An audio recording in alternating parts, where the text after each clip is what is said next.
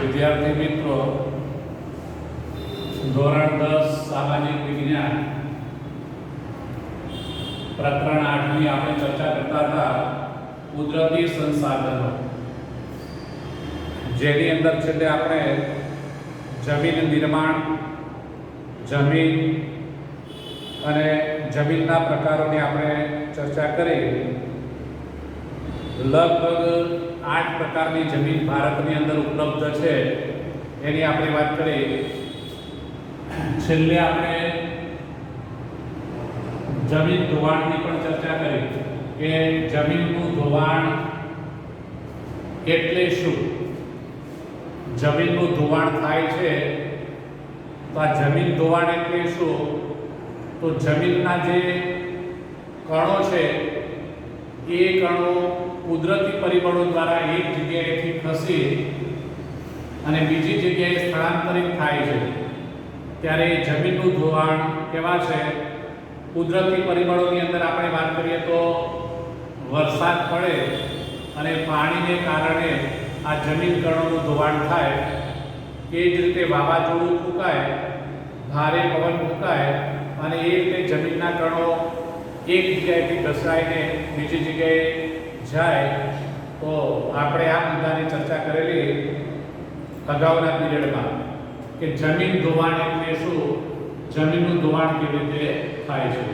હવે આગળ એની પછીનો મુદ્દો છે જમીન ધોવાણ અટકાવવાના ઉપાય. તો આ જમીનનું ધોવાણ થતું અટકાવવા માટે શું કરવું જોઈએ? તો એના માટે ઉપાયો દર્શાવેલા છે કે એના દ્વારા આપણે જમીનનું ધોવાણ થતું અટકાવીએ છીએ. તો જમીન ઉપર ચરાણ પ્રવૃત્તિને નિયંત્રણમાં લેવું. પહેલો ઉપાય છે જે ચરાણ પ્રવૃત્તિ કરવામાં આવે છે. ચરાણ પ્રવૃત્તિ એટલે પેલા પ્રાણીઓને ચરાવવામાં આવે છે. ઘાસ ચરાવવા માટે પ્રાણીઓને આપણે લઈ જઈએ છીએ. એ પ્રાણીઓનું જે ચરાણ કરાવવામાં આવે છે એને કારણે ઘાસ ઓછું થાય છે અને જમીન ખુલ્લી થાય છે અને એ રીતે જમીનનું ધોવાણ થતું હોય છે. એટલે ચરાણની પ્રવૃત્તિ પર નિયંત્રણ, એટલે ચરાણ થવું જોઈએ નહીં. બીજા નંબરના ઉપાયની વાત કરીએ તો ઢોળાવવાળી જમીનમાં સમચોરસીય પગથિયા તારવાથી વાવેતર કરવું. હવે જે જગ્યા ઢોળાવવાળી છે, ઢાળવાળી છે, તો ત્યાં વરસાદ પડે ત્યારે એકદમ પાણી ઘસરાય અને પેલા જમીનના કણો જતા રહે છે. એટલે એની જગ્યાએ ઢોળાવવાળી જમીનમાં શું કરવાનું છે? પગથિયા આકારે એને ક્યારા બનાવવાના છે.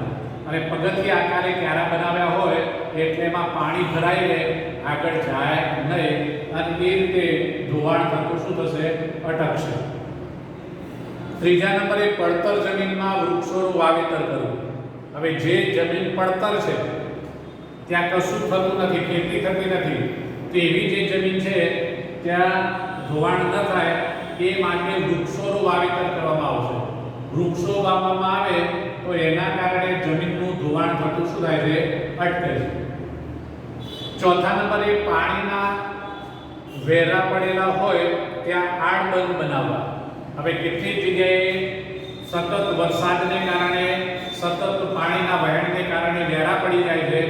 તો એ જે જગ્યાએ આવા વેરા પડી ગયેલા હોય એ જગ્યાએ આડબંધ બનાવવાના છે. એટલે એના કારણે પેલા જમીનનું ધોવાણ થતું શું થશે? અટકી જશે. જમીનના કણો આગળ વધતા અટકી જશે અને જ્યાં આડબંધ હોય ત્યાં એ સ્થિર થઈ જશે અને ત્યાં જમીનની રચના થશે. અને એ જ રીતે પાંચમા નંબરે પાણીનો વેગ ધીમો પાડવા ઢાળવાળા ખેતરોમાં ઊંડી ખેડ કરવી. હવે આપણે વાત કરીએ કે જ્યાં ઢોળાવ છે, ઢાળ છે અને ત્યાં જે ખેતરો છે એમાં પાણી સડસડાટ વહી જતું હોય છે. એટલે એ પાણી સડસડાટ વહી ન જાય કે એના માટે કહે છે કે ઢોળાવ ઉપર જે ખેતરો હોય એને ઊંડી ખેડ કરવામાં આવે, ઊંડા ખેડવામાં આવે. એટલે એને કારણે જમીનમાં પાણીનું શોષણ થશે, પાણી આગળ વધશે નહીં અને એ રીતે પણ જમીનનું ધોવાણ થતું અટકશે. આ રીતે જમીનનું ધોવાણ થતું અટકાવવા માટે 5 ઉપાયો બતાવવામાં આવેલા છે. કેટલા ઉપાયો છે? 5 ઉપાયો કે જેના દ્વારા આપણે જમીનનું ધોવાણ થતું અટકાવીએ છીએ. ત્યાર પછીનો મુદ્દો છે ભૂમિ સંરક્ષણ.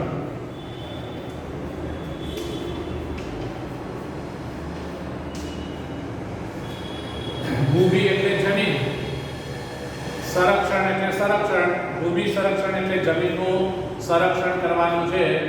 તો ભૂમિ સંરક્ષણ એટલે જમીનનું ધોવાણ રોકીને જમીનની ગુણવત્તાને જાળવી રાખવી તે.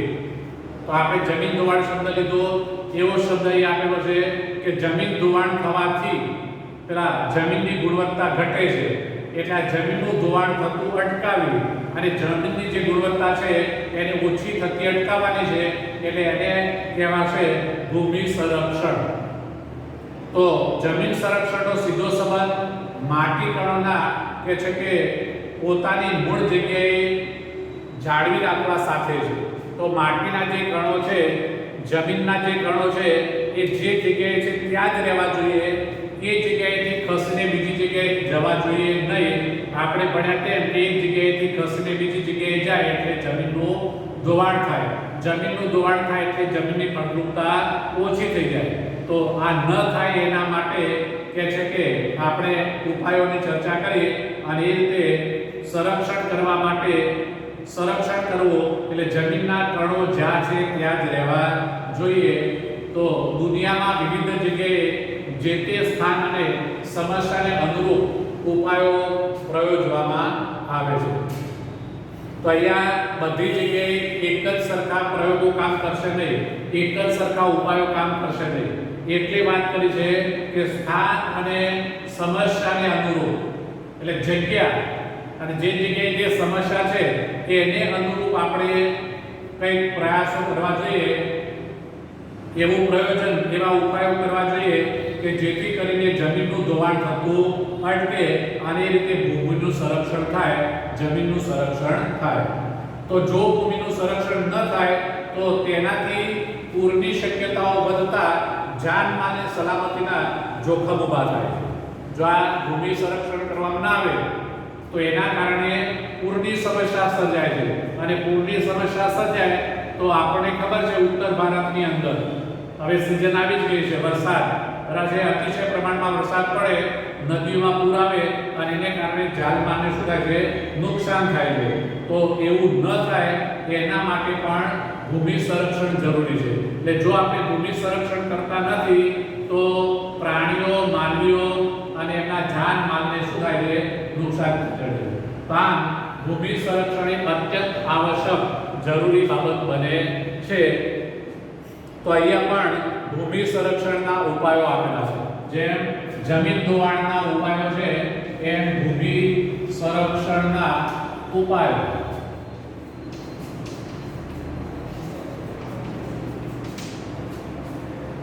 તો ભૂમિ સંરક્ષણના ઉપાયો કયા કયા છે? પહેલો કે જંગલોના આચ્છાદનને કારણે તેના મૂળ જમીન કણોને જકડી રાખે છે. તો અહીંયા જમીન ઉપર વૃક્ષો વાવવા જોઈએ. આચ્છાદન એટલે વધુ પ્રમાણમાં વૃક્ષો હોય તો એ વૃક્ષોના જે મૂળ છે એ જમીનને જકડી રાખશે, એટલે જમીનનું ધોવાણ થશે નહીં. એટલે એ રીતે જમીનનું શું થશે, સંરક્ષણ થશે. બીજા નંબરે નદીના કોતરોને પહાડી ઢોળાવ પર વૃક્ષારોપણ કરવું. જ્યાં નદીઓ છે એના કિનારો, પછી નદીની અંદર જે મળતા વેડા છે એટલે કે કોતરો, તો એ નદીઓના કોતરો ઉપર અને પહાડોના જે ઢોળાવો છે એની ઉપર શું કરવા જોઈએ, વૃક્ષો વાવવા જોઈએ. આ વૃક્ષારોપણ કરવાથી આપણે પહેલા ઉપાયમાં જોઈ ગયા તેમ કે વૃક્ષોના જે મૂળિયાઓ છે એ પેલા જમીનના કણોને જકડી રાખે છે, એટલે જમીનને ધોવાણ થતી અટકાવે છે. એટલે એ રીતે બીજા નંબરે જોઈએ તો નદીના કોતરો અને પર્વતોના ઢોળાવો જે છે એની ઉપર વૃક્ષોનું વાવેતર થવું જોઈએ. ત્રીજા નંબરે રણની નજીકના ક્ષેત્રોમાં વાતા પવનને રોકવા વૃક્ષોની હારમાળા ઉગાડવી તે રણને આગળ વધતું અટકાવે છે. હવે રણની અંદર પવન આવે એટલે પેલી રેતી છે એક જગ્યાએથી ઉડીને બીજી જગ્યાએ જાય છે, એટલે જે જગ્યાએ ફળદ્રુપ જમીન છે એ જગ્યામાં રેતી જાય એટલે ત્યાં ખેતી થાય નહીં, એટલે રણને આગળ વધતું અટકાવવું પડે. જે જગ્યાએ રણ છે એ જગ્યાએ એ રણને શું કરવાનું છે, આગળ વધતું અટકાવવાનું છે. જેમ કે આપણા ગુજરાતની વાત કરીએ તો કચ્છનું નાનું અને મોટું રણ, હવે પાટણ છે, બનાસકાંઠા છે, મહેસાણા છે, એ બધા જિલ્લાને આવેલું આ રણ છે. એટલે કચ્છનું રણ જ્યારે પવનો આવે છે એને કારણે એ રણની રેતી આગળ વધી અને આ બીજા જે જિલ્લાઓ છે જે આપણે વાત કરી તેમ, તો એ જિલ્લાઓની જે ફળદ્રુપ જમીન છે કે જ્યાં ખેતી થઈ શકે એવી જમીન છે એમાં રણ આગળ વધે છે અને એને કારણે જમીન ઓછી થતી જાય છે, મતલબ કે ખેતી લાયક જમીનનું પ્રમાણ શું થઈ જાય છે, ઓછું થાય છે। આવું ન બને એના માટે શું કરવું જોઈએ, તો કહે છે કે જ્યાં રણ છે ત્યાં વૃક્ષોની હારમાળા કરવી જોઈએ, એવી રીતે વૃક્ષો વાવવા જોઈએ કે જેથી કરીને પેલું રણ આગળ વધતું શું થાય, અટકે। એટલે એ રીતે રણ પ્રદેશની અંદર આ રેતીના રણને આગળ વધતું અટકાવવા માટે પણ એક આ ઉપાય દર્શાવ્યો છે કે જ્યાં વૃક્ષોનું વાવેતર કરવું જોઈએ, હાડમાં વૃક્ષો વાવવા જોઈએ, હાડમાળા બનાવવાની છે। ચોથા નંબરે નદીઓના પૂરને અન્ય નદીઓમાં વાળીને કે સૂકી નદીઓ ભરી અને અંકુશમાં લેવા જોઈએ। તો મોટી નદીઓ છે એમને નાની નદીઓ સાથે જોડવાની છે, બારે માસ વહેતી જે નદીઓ છે એ પેલી સૂકી નદીઓ સાથે જોડવાની છે અને એ રીતે કહે છે કે નદીઓને બીજી નદીઓ સાથે જોડી અને નદીઓમાં જે પૂર આવે છે અને એને કારણે જે નુકસાન થાય છે, જમીનનું જે ધોવાણ થાય છે એને અટકાવી શકાય છે। એટલા માટે કે એ નદીના પૂરનું પાણી જે નદીઓ સાથે લિંક કરવામાં આવ્યું છે એ નદીમાં જશે એટલે એટલું નુકસાન થશે નહીં। એટલે આ રીતે નદીઓને જોડીને પણ આપણે ભૂમિ સંરક્ષણ કરી શકીએ છીએ। અને ત્યાર પછીનો ઉપાય અનિયંત્રિત ચરાણથી પહાડોની જમીનનું સ્તર ઢીલું પડે છે તેને અટકાવવું। જમીન ધોવાણમાં પહેલો મુદ્દો જે હતો ચરાણ પ્રવૃત્તિ ઉપર પ્રતિબંધ, એવો શબ્દ આપણે આપેલો, તો અહીંયા પણ એ શબ્દ આપેલો છે કેટલા જમીનના જે ઢોળાવો છે ત્યાં આપણે પશુઓને ચરાવવા માટે લઈ જઈએ એટલે ત્યાં પશુઓ ચરાવવા માટે જાય એટલે પશુઓ ત્યાં ચાલશે, એમના ચાલવાથી ત્યાં જે જમીન છે એ જમીનનું પડ શું થઈ જાય છે, ઢીલું પડી જાય છે અને એને કારણે પછી શું થાય છે, વરસાદ પડે કે પવન આવે એટલે જમીનનું જે પડ ઉપર જે ઢીલું પડેલું પડ છે એમાં જે જમીનના કણો છે એ પવન સાથે કે વરસાદ સાથે શું થાય છે, ઘસડાઈ જાય છે અને એ રીતે જમીનનું ધોવાણ થાય છે। એટલે જો જમીનનું ધોવાણ અટકે તો જમીનનું સંરક્ષણ થાય, ભૂમિ સંરક્ષણ થાય। એટલે એ રીતે આ છેલ્લા મુદ્દાની અંદર કે જમીનનું સ્તર ઢીલું ન પડે એના માટે ત્યાં જે ચરાણની પ્રવૃત્તિ થાય છે એ ચરાણની પ્રવૃત્તિ અટકાવવાની છે। ત્યાર પછી ક્ષિતિજ સમાંતર ખેડ, સીડીદાર ખેતરો જેવી પદ્ધતિઓ અપનાવવી જોઈએ। તો આપણે જમીન ધોવાણમાં જે ભણી ગયા એ જ મુદ્દો અહીંયા આવે છે, ક્ષિતિજ સમાંતર ખેડ। તો અહીંયા ક્ષિતિજને સમાંતર ખેડ કરવી જોઈએ એટલે ખેતરોને ખેડવાના છે, બરાબર છે, પાણી એમાં ભરાઈ રહેવું જોઈએ, એમાંથી પાણી બહાર નીકળવું જોઈએ નહીં, એટલે એ ક્ષિતિજ સમાંતર ખેડ કહેવાશે। સીડીદાર ખેતરો જે ઢોળાવો છે એ ઢોળાવો પર જે ખેતરો બનાવવામાં આવેલા છે એને પગથિયા આકાર બનાવવા જોઈએ। જો એ સીધે સીધા હોય તો પાણી પડતા સાથે વહી જશે, પણ સીડી આકારના ખેતરો બનાવેલા હશે તો એમાં પાણી અંદર ભરાઈ રહેશે, પાણી આગળ જશે ને, પાણી આગળ વધશે ને તો જમીનનું ધોવાણ પણ થશે નહીં। તો આ પદ્ધતિ જ્યાં ઢોળાવ છે ત્યાં ખાસ આ પદ્ધતિની જરૂર પડશે। ફળદ્રુપતા ગુમાવી બેઠેલી જમીનમાં પુનઃ સેન્દ્રિય પદાર્થોનું ઉમેરણ કરવું જોઈએ। હવે જે જમીન આપણે વાત કરીએ ધોવાણને કારણે એની અંદર જે ફળદ્રુપતા છે એ ફળદ્રુપતા ગુમાવી દે છે અને આવી જ્યારે ફળદ્રુપતા ગુમાવી દીધેલી જમીન હોય તો એમાં શું કરવું જોઈએ, તો પેલું છાણિયું ખાતર ભરવું જોઈએ। કયું ખાતર, છાણિયું ખાતર, કુદરતી ખાતર આપણે જે કહીએ છીએ, આપણે પુનઃ સેન્દ્રિય પદાર્થોનું ઉમેરણ કરીશું। તો પુનઃ એટલે ફરીથી, સેન્દ્રિય પદાર્થો એટલે કુદરતી રીતે તૈયાર થયેલું આ ખનિજ છે, ખનિજ તત્વો છે એને એટલે કે આપણે છાણિયું ખાતર કહીએ છીએ, એને એ જમીનમાં ભેળવવામાં આવે એટલે જમીનની ફળદ્રુપતામાં શું થાય, વધારો થાય। તો અહીંયા આપણને આ 6 જેટલા ઉપાયો દર્શાવેલા છે કે જેના દ્વારા આપણે શું કરી શકીએ છીએ, ભૂમિનું સંરક્ષણ કરી શકીએ છીએ। એટલે ભૂમિનું સંરક્ષણ થાય પણ જરૂરી છે. તો ઉપયુક્ત ઉપાયો કરવાથી જમીનનું સંરક્ષણ કરી શકાય છે. જમીનનું સંરક્ષણ આજની તાતી જરૂરિયાત છે અને તેના સંરક્ષણ માટે સરકાર, સમાજ અને લોકોએ સહિયારો પ્રયાસ કરવો જોઈએ. તો અહીંયા જે મુદ્દાની વાત કરી છે એની અંદર જમીનનું ધોવાણ થતું અટકાવવાનું કે જમીનનું સંરક્ષણ કરવાનું કામ કોઈ એક વ્યક્તિનું છે નહીં, એટલે એની અંદર બધા જ લોકોનો સહકાર જરૂરી છે. એમાં સરકારે, સમાજે અને લોકોએ એનો કહે છે કે સહકાર આપવો પડશે. આ બધાનો સહિયારો પ્રયત્ન થાય તો કહે છે કે આ કામ શક્ય બને.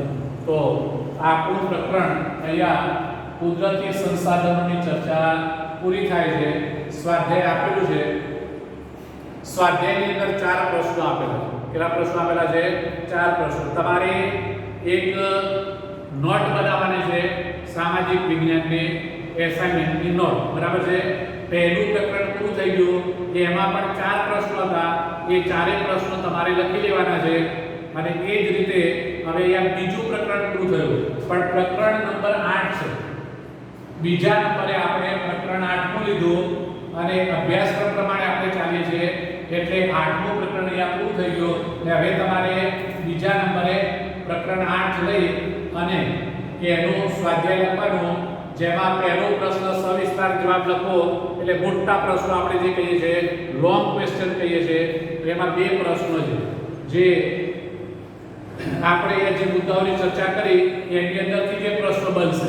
એટલે તમે પુસ્તકને વાંચશો, અહીંયા સમજી લીધું, પછી એનું વાંચન કરશો એટલે તરત તમને અંદરથી જવાબ મળશે. બીજા કોઈ સાહિત્યની જરૂર છે નહીં.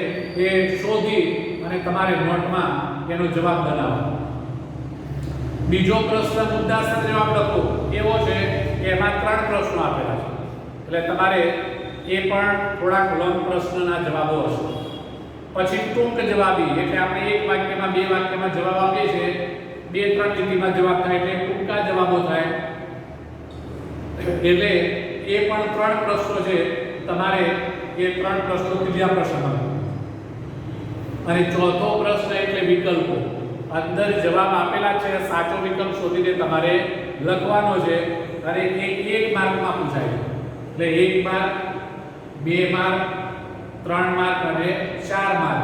આ 4 પ્રકારના 4 પ્રશ્નો છે. એટલે પહેલો છે 4 માર્કના પ્રશ્નો છે, બીજો છે એ 3 માર્કના પ્રશ્નો છે, ત્રીજો પ્રશ્ન છે 2 માર્કના છે અને ચોથો પ્રશ્ન છે 1 માર્કનો પ્રશ્ન. એમાંથી પરીક્ષામાં તમારે પ્રશ્નો આવે એટલે આ રીતે તમારે સ્વાધ્યાય લખી લેવાનું. અને હવે આપણે આગળ વધીએ તો આપણું સ્વાધ્યાય આવશે 9, એટલે પ્રકરણ 15 આવશે. અને 15મું પ્રકરણનું નામ છે આર્થિક વિકાસ. પ્રકરણનું નામ છે આર્થિક વિકાસ અને એના વિશે આપણે ચર્ચા કરીશું. એટલે અહીંયા પ્રકરણ આપણું 8મું પૂરું થઈ ગયું, પણ એની જગ્યાએ પ્રકરણ આપણે હવે 9 લઈશું. પ્રકરણ થશે 15 અને 15મું પ્રકરણ આર્થિક વિકાસ. આપણે બધા જાણીએ છીએ તે પ્રમાણે આર્થિક વિકાસ શબ્દ, બરાબર છે, એ આપણે જાણીએ છીએ આર્થિક વિકાસ એટલે વ્યક્તિની આર્થિક સ્થિતિ કેવી છે એની ઉપર નિર્ભર છે. આર્થિક વિકાસ વધે એટલે એની આર્થિક સ્થિતિ મજબૂત બને. આર્થિક વિકાસ ઓછો થાય તો એ ગરીબ બને. એટલે આપણે આર્થિક વિકાસને આધારે વર્ગો પાડેલા છે સમાજની અંદર કે મધ્યમ વર્ગ, શ્રીમંત વર્ગ, ગરીબ વર્ગ, આવા જે વર્ગો આપણે પાડીએ છીએ, બરાબર છે. માણસોના વર્ગો પાડો તો એ અને દેશના વર્ગ પાડો તો એ આર્થિક વિકાસને આધારે દેશની સ્થિતિ નક્કી થાય છે. તો હવે એમાં પહેલો મુદ્દો આવે પ્રાસ્તાવિક.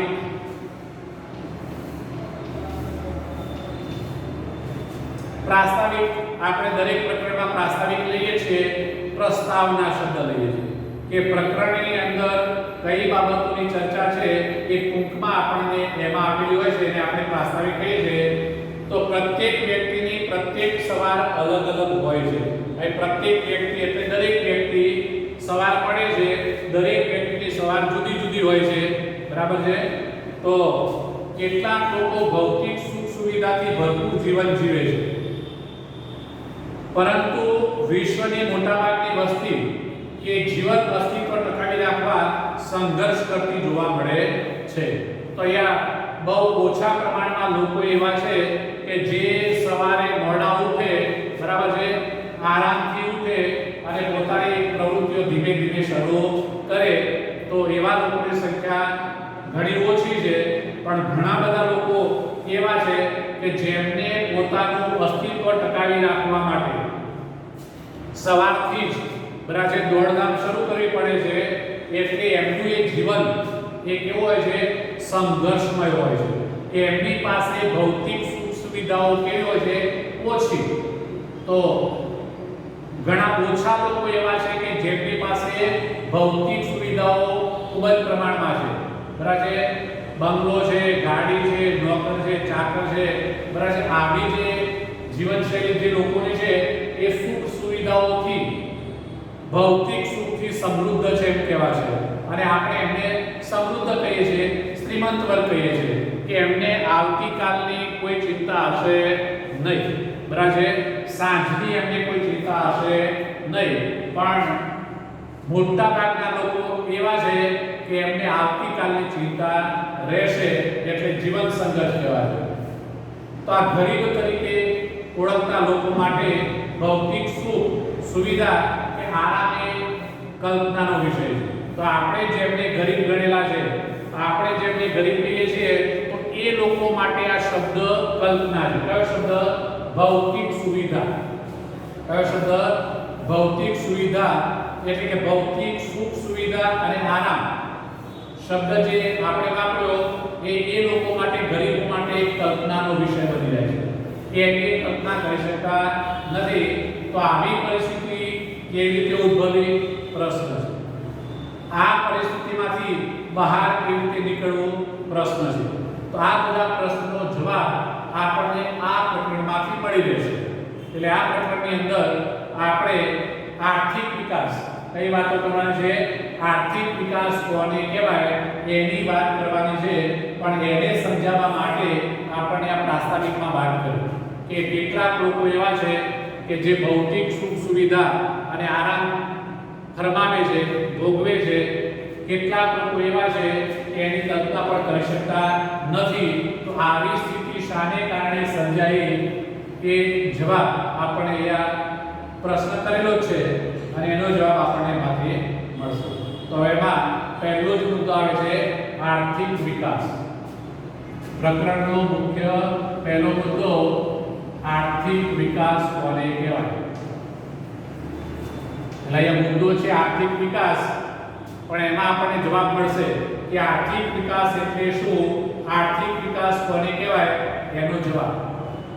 તો આજના આધુનિક યુગમાં વિશ્વનો પ્રત્યેક દેશ વિકાસ માટે પ્રયત્ન કરે છે. હવે કોની વાત કરી? વિશ્વના દેશોની વાત કરી કે વિશ્વના દરેકે દરેક દેશ પોતાનો આર્થિક વિકાસ કરવાનો શું કરી રહ્યો છે? પ્રયત્ન કરી રહ્યો છે. પરંતુ વિકાસ એ માત્ર આર્થિક જ નહીં, અનેક પાસાઓ ધરાવતી સામાજિક પરિવર્તનની પ્રક્રિયા છે. તો હવે આપણે આ વિકાસનો મતલબ આર્થિક વિકાસ શબ્દ લઈ લીધો છે અને આર્થિક વિકાસ નો મતલબ શું થાય? તો એમાં કહે છે કે આપણે માત્ર આર્થિક વિકાસ, જો એમાં માત્ર આર્થિક વિકાસ ની વાત આવતી નથી. એ વ્યક્તિના દરેકે દરેક પાસાને સ્પર્શે છે. અને એટલે આ દરેક પાસા કે અનેક પાસા ધરાવતી સામાજિક પરિવર્તનની પ્રક્રિયા છે. તો વિકાસને કારણે સમાજમાં પરિવર્તન આવે. શું થાય છે? આર્થિક વિકાસને કારણે સમાજમાં પરિવર્તન આવે છે. સમાજના લોકોના જે અનેક સામાજિક પાસાઓ છે એ પાસાઓને એની અસર થાય છે. તો આર્થિક વિકાસ એ કોઈ પણ દેશની રાષ્ટ્રીય આવકમાં થતો સતત વધારો છે. આ જવાબ થઈ ગયો કે આર્થિક વિકાસ કોને કહેવાય?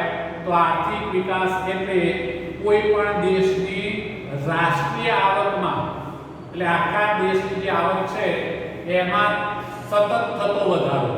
એટલે દર વર્ષે એમાં શું થતો જાય, વધારો થતો જાય, તો આપણે એને આર્થિક વિકાસ કહીશું.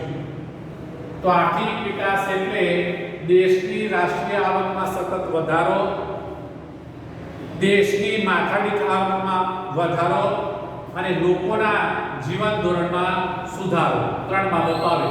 તો અહીંયા આપણને પેલા રાષ્ટ્રીય આવકમાં સતત થતો વધારો એવો શબ્દ આપણે વ્યાખ્યામાં દીધો, એમાં ત્રણ બાબતો આવી. એક રાષ્ટ્રીય આવકમાં વધારો, બીજો માથાદીઠ આવકમાં વધારો અને ત્રીજા નંબરમાં લોકોના જીવન ધોરણમાં વધારો. એટલે આવક વધે એ લોકોનું જીવન ધોરણ શું થવાનું, ઊંચું આવવાનું. પહેલા લોકો જે જીવન જીવતા હતા એના કરતાં કંઈક સારું જીવન અત્યારે જીવે એટલે જીવન ધોરણ એમનું શું થયું, ઊંચું આવી ગયું. તો આ બાબતને આર્થિક વિકાસ કહેવામાં આવે છે. તો આર્થિક વિકાસ કોને કહેવાય એનો જવાબ દો. 1 માર્કમાં પૂછાય તો એ 2 માર્કમાં પૂછાય તો આર્થિક વિકાસ કોને કહેવાય, તો રાષ્ટ્રીય આવકમાં થતો સતત વધારો કે સતત થતો વધારો એટલે આર્થિક વિકાસ. એમાં ત્રણ બાબતોની વાત કરી, રાષ્ટ્રીય આવક પણ આવી, માથાદીઠ આવક પણ આવી અને જીવન ધોરણ પણ આવ્યું. તો દેશની કુલ આવકને રાષ્ટ્રીય આવક કહેવામાં આવે છે. હવે અહીંયા પ્રશ્ન થયો કે રાષ્ટ્રીય આવક એટલે શું? તો આપણે રાષ્ટ્રીય આવક કોને કહીશું, તો દેશની જે કુલ આવક છે આખા વર્ષ દરમિયાન કુલ જે આવક દેશની થાય છે આપણે એને રાષ્ટ્રીય આવક કહીશું. અને દેશની કુલ રાષ્ટ્રીય આવકને દેશની કુલ વસ્તી વડે ભાગવાથી માથાદીઠ આવક પ્રાપ્ત થાય. તો આપણે બે આવકની વાત કરી, એક રાષ્ટ્રીય આવકની વાત કરી અને બીજી માથાદીઠ આવકની વાત કરી. રાષ્ટ્રીય આવક આપણે કોને કીધી, તો આખા દેશની આખા વર્ષમાં જે આવક થઈ એ આવકને રાષ્ટ્રીય આવક કહેવાશે. બીજા નંબરની આવક એટલે માથાદીઠ આવક. માથાદીઠ એટલે દરેક વ્યક્તિની આવક, એને માથાદીઠ કહેવાશે. તો એના માટે આપણે જે દેશની રાષ્ટ્રીય કુલ આવક થઈ એને દેશની જે જનસંખ્યા છે એનાથી ભાગી નાખીએ એટલે એનો જે જવાબ આવે એ માથાદીઠ આવક કહેવાશે. તો જ્યારે જીવન ધોરણમાં લોકોને પ્રાપ્ત થતી સગવડો જેવી કે અનાજ, કપડાં, શિક્ષણ, આરોગ્ય, વાહન વ્યવહારની સુવિધા અને રહેઠાણની સુવિધાનો સમાવેશ થાય છે. તો આપણે જેને જીવન ધોરણ કીધું, માનવનું જીવન ધોરણ, તો એની અંદર આ બધી બાબતો આવી ગઈ કે જે માનવીને લાગુ પડે છે. એટલે અનાજ, કપડાં, રોટી, કપડાં ઓર મકાનની આપણે વાત કરીએ છીએ. તો રોટી, કપડાં ઓર મકાન પ્રાથમિક જરૂરિયાત છે, પહેલા એ જરૂરી છે. એના પછી શિક્ષણ જરૂર છે, એના પછી સ્વાસ્થ્ય જરૂર છે. આ બધા એકબીજા સાથે સંકળાયેલી બાબતો છે અને આ બધું માનવીને કેટલું અને કેવું પ્રાપ્ત થાય છે એના ઉપર આ આર્થિક વિકાસનો આધાર રહેલો છે.